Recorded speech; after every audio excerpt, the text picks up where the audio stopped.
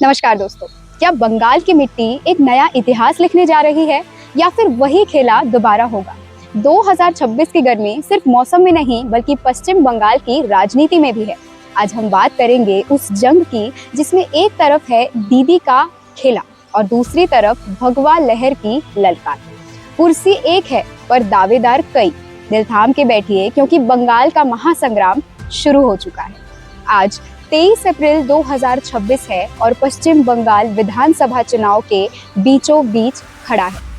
पहले चरण का मतदान आज ही संपन्न हुआ है, जिसमें 75% से भी ज्यादा वोटिंग हुई है।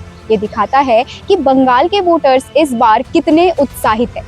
चुनाव दो बड़े चरणों में 23 अप्रैल और 29 अप्रैल में हो रहे हैं और नतीजे 4 मई 2026 को आएंगे।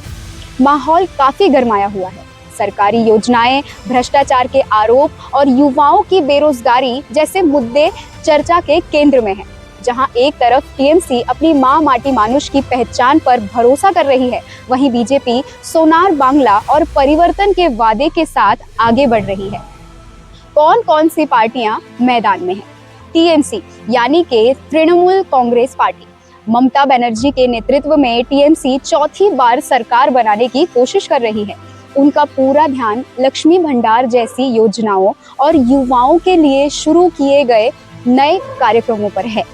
बीजेपी भारतीय जनता पार्टी शुवेंदु अधिकारी के नेतृत्व में बीजेपी मुख्य विपक्षी पार्टी के रूप में चुनौती दे रही है। उन्होंने भ्रष्टाचार और केंद्र की योजनाओं को सही से लागू न करने को बड़ा मुद्दा बनाया है।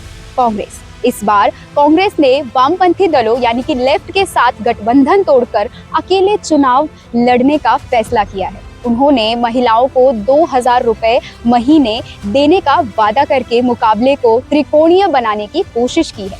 वामपंथी मोर्चा यानी कि सीपीआईएम वामपंथी पार्टियां अपनी खोई हुई जमीन वापस पाने की कोशिश में जुटी है।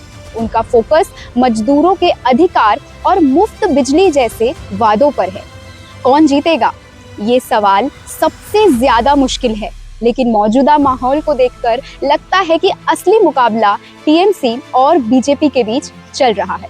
टीएमसी की ताकत, जमीन पर मजबूत पकड़, महिला वोटर्स का बड़ा समर्थन और ममता बनर्जी की लोकप्रियता। कई जानकारों का मानना है कि अपनी लोक कल्याणकारी योजनाओं की वजह से टीएमसी थोड़ी बढ़त में दिख रही है। बीजेपी की चुनौती उत्तर बंगाल और कुछ खास इलाकों में बीजेपी काफी मजबूत है। हालांकि बहुमत का आंकड़ा 148 सीटें पार करने के लिए उन्हें ग्रामीण बंगाल में टीएमसी के मजबूत संगठन को मात देनी होगी। तो दोस्तों, क्या टीएमसी अपना किला बचा पाएगी या बीजेपी बंगाल के इतिहास में पहली बार अपनी सरकार बनाएगी? 4 मई को जब नतीजे आएंगे तभी इस सस्पेंस से पर्दा उठेगा। आपको क्या लगता है, बंगाल की जनता किस पर भरोसा करेगी? कमेंट सेक्शन में अपनी राय जरूर बताएं।